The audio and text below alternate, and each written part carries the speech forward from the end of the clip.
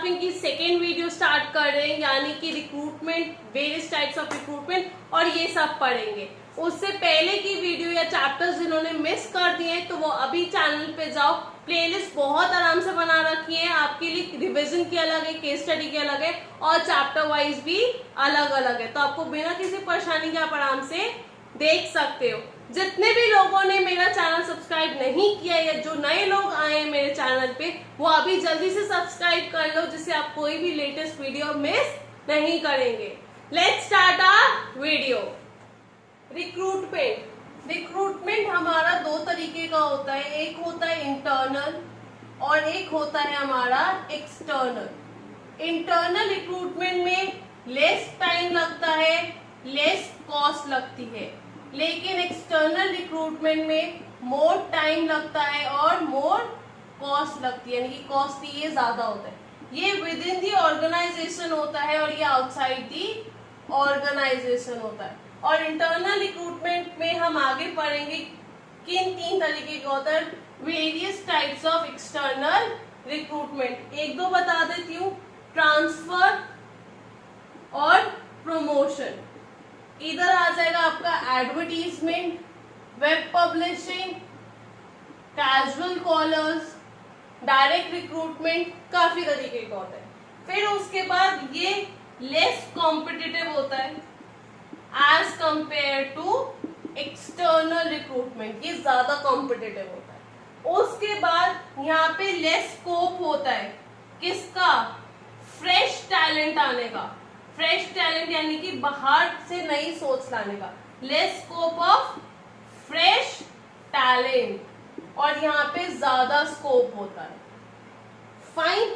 उसके बाद ये मोटिवेट करता है किनको, हमारे एग्जिस्टिंग एम्प्लॉयज को, यानी कि जो ऑलरेडी हमारी कंपनी में काम कर रहे हैं उनको। और एक्सटर्नल एम्प्लॉयमेंट या एक्सटर्नल रिक्रूटमेंट एक तरीके से डिससैटिस्फैक्शन क्रिएट करता है हमारे एग्जिस्टिंग एम्प्लॉयज के माइंड में कि यार हम में से क्यों रिक्रूटमेंट नहीं हो रहा, बाहर से लोग क्यों लाए जा रहे हैं। आप इसके बाद देख लेते हैं इंटरनल रिक्रूटमेंट और उसके एडवांटेजेस, डिसएडवांटेजेस, और फिर देखेंगे एक्सटर्नल रिक्रूटमेंट और उसके एडवांटेजेस और डिसएडवांटेजेस। इंटरनल रिक्रूटमेंट के बारे में देख लेते हैं। पहला पॉइंट होता है ट्रांसफर। ट्रांसफर का मतलब होता है हॉरिजॉन्टल शिफ्टिंग होना एम्प्लॉइज की, यानी कि आप एक डिपार्टमेंट से दूसरे डिपार्टमेंट में जा रहे हो। बेसिकली ये एक तरीके से ट्रेनिंग की भी काम करता है, यानी कि आपको डिफरेंट जॉब्स के बारे में पता चलता है, डिफरेंट जॉब्स के बारे में बताता है, साथ में आपकी स्किल्स इंक्रीज होती हैं, और दूसरी बात है आप डिफरेंट जॉब्स को हैंडल करना सीख जाते हो। तो ट्रांसफर क्या होता है, बेसिकली एक तरीके से ट्रेनिंग होती है आपकी एक डिपार्टमेंट से दूसरे डिपार्टमेंट के लिए। उसके बाद आपकी स्किल्स भी इंक्रीज होती है और आप डिफरेंट जॉब्स को हैंडल करना सीख जाते हो। मान लो आपके एक डिपार्टमेंट में शॉर्टेज है तो आप अपने डिपार्टमेंट के एम्प्लॉयज को उस डिपार्टमेंट में भेज सकते हो उस शॉर्टेज को पूरा करने के लिए। फिर आते प्रमोशन। प्रमोशन में हमारा अपवर्ड शिफ्टिंग होता है एम्प्लॉयज का, यानी कि आप लोअर पोजीशन से हायर पोजीशन पे जा रहे हो, अपने एम्प्लॉयज को शिफ्ट कर रहे हो। मान लो अभी आप क्लर्क हो, फिर आप पीओ बन गए, फिर आप मैनेजर बन गए, जनरल मैनेजर बन गए, आपका प्रमोशन होता जा रहा है, यानी कि आपकी पे स्केल पे आपकी फैसिलिटीज में इंक्रीज होता जा रहा है। तो प्रमोशन एक तरीके से मोटिवेशन का काम करता है हमारे एम्प्लॉयज के लिए, हमारा इंसेंटिव होता है फॉर मोटिवेशन।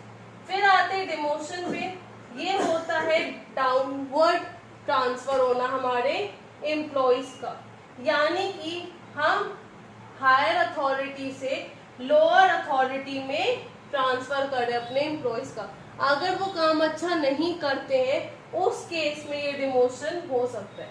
ये आपकी पॉजिटिव होती है और ये आपकी नेगेटिव होती है।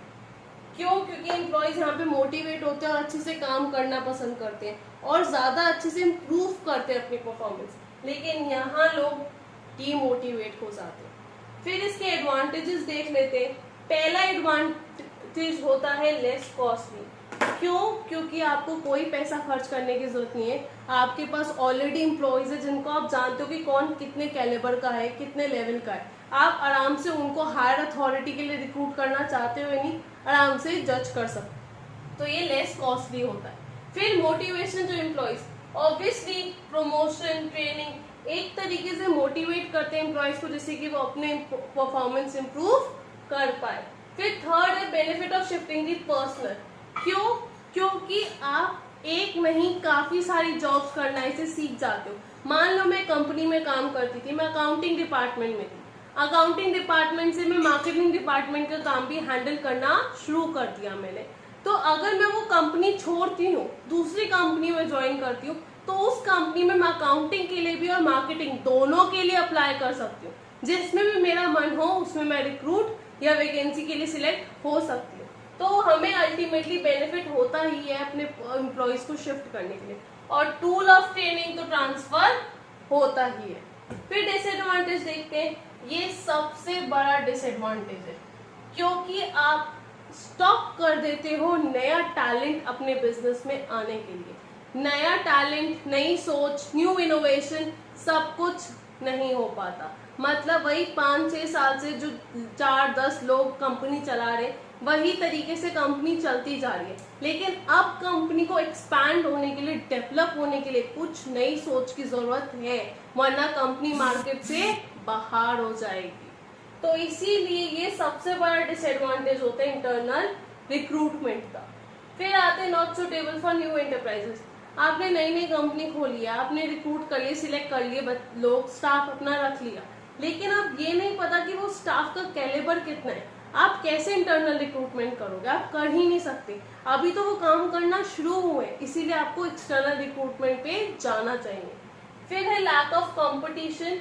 इसका मतलब ये है कि कंपनी में क्या होता है कि लोग सोचते हैं सीनियरिटी बेसिस पे हो जाएगा यार, अपना प्रमोशन हो जाएगा, क्या जरूरत है काम करने की ज्यादा। तो वो लोग ये सोच के बैठ जाते हैं कि ज्यादा कंपनी क्या करेगी, हमें इसे चूज करेगी ना, कर लेगी। तो इस वजह से वो कॉम्पिटिटिव स्पिरिट जो होती है, वो एक अलग स्पिरिट पॉजिटिव नेगेटिविटी के साथ वो लैक हो जाती है, लोगों में खत्म हो जाती है, लोग अपने आप को आउटस्टैंडिंग परफॉर्मेंस नहीं दे पाते। फिर है कॉन्फ्लिक्ट। मेरे को लगता था मेरा प्रमोशन होगा, या फिर मेरे को लगता था कि मैं उस डिपार्टमेंट के लिए एलिजिबल हूँ, लेकिन मैनेजमेंट को नहीं लगता था। तो इस वजह से कॉन्फ्लिक्ट्स काफी ज्यादा अकर हो जाते हैं।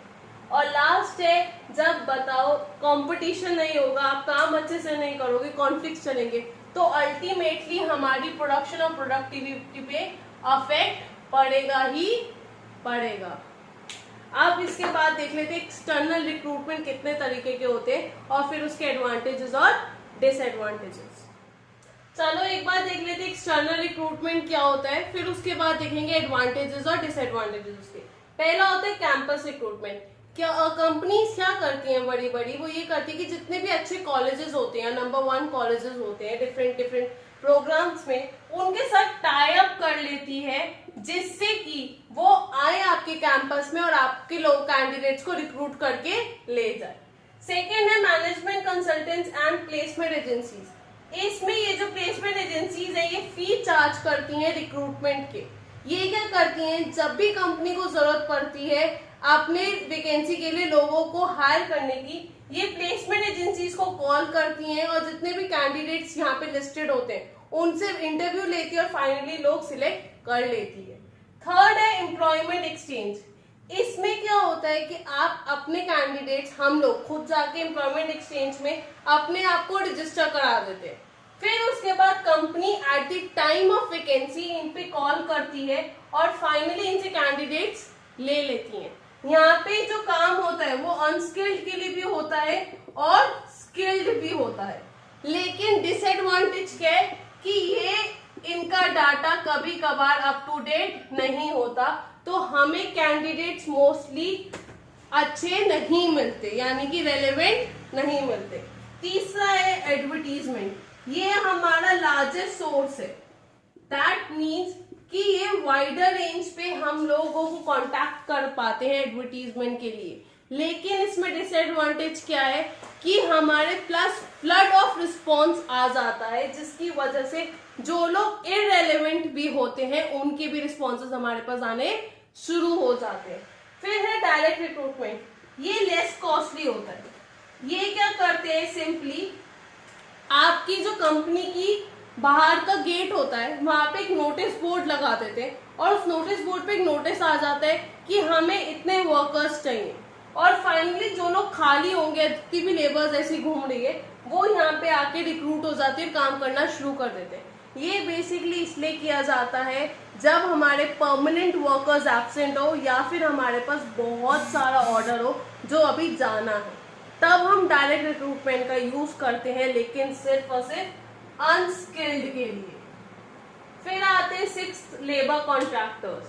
इनके बारे में सुना होगा, ठेकेदार जो होते हैं जो एक्चुअली अपनी लेबर लेके आते हैं, लेकिन इसका ड्रॉबैक ये होता है कि अगर लेबर कॉन्ट्रैक्टर आपकी कंपनी से चला गया तो वो अपने साथ साथ अपनी लेबर भी ले जाएगा, तो वो एक लॉयल्टी या बिलोंगिंगनेस नहीं हो पाती है कंपनी के साथ। फिर है कैजुअल कॉलर्स। इसका मतलब ये है कि हम लोग क्या करते हैं, जब हमें जॉब चाहिए होती है, हम वेरियस कंपनीज में ऑफलाइन अप्लाई करना शुरू कर देते हैं, यानी कि हम खुद अप्रोच करना शुरू कर देते हैं कंपनीज को, खुद अपना रिज्यूमे देना शुरू कर देते हैं। तो companies at the time of vacancy क्या करती है, उन जितने भी कैंडिडेट्स के रिज्यूमेज या कॉल्स उनको रिसीव हुए होते हैं, अप्रोच रिसीव हुई होती है, वो उनको कॉल करना शुरू करती है और उनके इंटरव्यूज वगैरह शेड्यूल करती है। तो उनको क्या कहते हैं, कैजुअल कॉलर्स। फिर है रिकमेंडेशन ऑफ एम्प्लॉयज। इसका एक एग्जाम्पल दूंगी, इन्फॉइसेज है ना, अगर आपको इन्फॉइसेज में जॉब चाहिए तो you should have a recommendation of the employ, यानी कि जो लोग उस कंपनी में ऑलरेडी काम कर रहे हैं, अगर आप उनके रेफरेंस पे या उनके बेसिस पे कंपनी में अप्लाई करो तो आपको जॉब मिलना इजी हो जाता है। फिर है एडवर्टाइजिंग ऑन टीवी। ये तो हमने सबको पता है कि एडवर्टीजमेंट चलते रहते हैं टीवी पे, न्यूज़पेपर्स पे, थिएटर्स में, हम हर जगह एडवर्टीजमेंट देखते हैं। वो एडवर्टीजमेंट क्या है, हमें फाइनली पता चल रहा है कि हाँ इस जगह पे जॉब खाली है और हम अप्लाई कर सकते हैं if we have the suitable eligibility criteria. Last है वेब पब्लिशिंग। इसको हम एक तरीके से जॉब पोर्टल्स भी कहेंगे, यानी कि अप्लाई करने के लिए डिफरेंट जॉब पोर्टल्स होते हैं, जैसे कि www.naukri.com। ऐसे ही जॉब पोर्टल्स पे आप अप्लाई कर दो, ऑटोमेटिकली कंपनी आप तक पहुंच जाएगी। तो ये थे एक्सटर्नल रिक्रूटमेंट के 10 मेथड्स। अब इसके बाद देखते हैं उसके डिसएडवांटेजेस और एडवांटेजेस क्या होते हैं और हमारी वीडियो को एंड करते हैं। चलो अब उस एक्सटर्नल रिक्रूटमेंट के एडवांटेजेस और डिसएडवांटेजेस देख लेते हैं। पहला होता है क्वालिफाइड पर्सनल। अब आप इतनी वाइडर चॉइस में से ऑब्वियस सी बात है जो बेस्ट सूटेबल होगा, बेस्ट सिलेक्टेड होगा, उसी को आप रखोगे अपने जॉब के लिए। तो हमें काफी अच्छी चॉइस और क्वालिफाइड पर्सनल अपने जॉब के लिए मिल जाते हैं।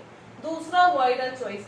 अब जब आप हायर लेवल पे या वाइडर रेंज पे लोगों को अप्रोच कर रहे हो अपनी वैकेंसी फिल करने के लिए, तो ऑब्वियस सी बात है आपकी चॉइसेस आपके लिए बढ़ जाएंगी।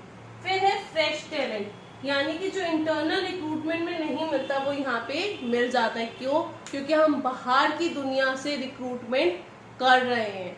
अब हमें नए इनोवेशन वाले, नई सोच वाले लोग मिल जाएंगे। फिर है कॉम्पिटिटिव स्पिरिट। जब बाहर से आपकी कंपनी में लोग आते हैं तो आपकी कंपनी के एग्जिस्टिंग एम्प्लॉयज जो होते हैं उनके अंदर भी वो हो जाता है, कॉम्पिटिटिव स्पिरिट आ जाती है कि हाँ यार हमें भी काम अच्छा करना पड़ेगा तभी हमें प्रमोशन मिलेगा, वरना कंपनी हर बार बाहर से ही प्रमोशन करती रहेगी या फिर बाहर से ही लोग रिक्रूट करती रहेगी। फिर डिसएडवांटेजेस क्या होते हैं? पहला, dissatisfaction among existing employees. Obvious है कि एक डिससैटिस्फैक्शन होता है, यार हमें लगता था हमें प्रमोशन मिलेगा या हमें लगता था हमें वो जॉब मिलेगी, लेकिन मिल तो किसी और को गई, तो वो डिससैटिस्फाई हो जाते हैं, यार इतना काम करने के बाद भी हम उस लेवल पे नहीं पहुंच पाए। फिर कॉस्टली प्रोसेस इसलिए होता है क्योंकि आपका बहुत पैसा लगता है एक्सटर्नल रिक्रूटमेंट में। अगर आप कैंपस रिक्रूटमेंट कर रहे हो या कोई भी तरीके का रिक्रूटमेंट कर रहे हो तो आपकी कॉस्ट खर्च होगी ही होगी, लेकिन इंटरनल रिक्रूटमेंट में कोई पैसे नहीं जा रहे थे आपके। फिर लेंदी प्रोसेस इसलिए होता है, पहले आप लोगों को ढूंढते हो, उनके पास अपनी इंफॉर्मेशन पहुंचाते हो अपनी वैकेंसी से रिलेटेड, फिर वो आपको अप्रोच करते हैं, फिर आप उनके इंटरव्यूज लेते हो और उनको सिलेक्ट करते हो, तब जाके आपकी वैकेंसी फिल होती है। लेकिन इंटरनल रिक्रूटमेंट में ऐसा कुछ नहीं था। तो ये इसके डिसएडवांटेजेस और एडवांटेजेस थे। That's all for today. अब हमारे 1 या 2 टॉपिक रह गए हैं, सिलेक्शन प्रोसेस और ट्रेनिंग एंड डेवलपमेंट वाला टॉपिक। इसके बाद हमारी एक वीडियो रिवीजन की आएगी और एक वीडियो केस स्टडीज की, और हमारा चैप्टर खत्म। फिर हम चैप्टर 7 स्टार्ट करेंगे। Thanks for watching. Do subscribe, like and share the video as much as you can.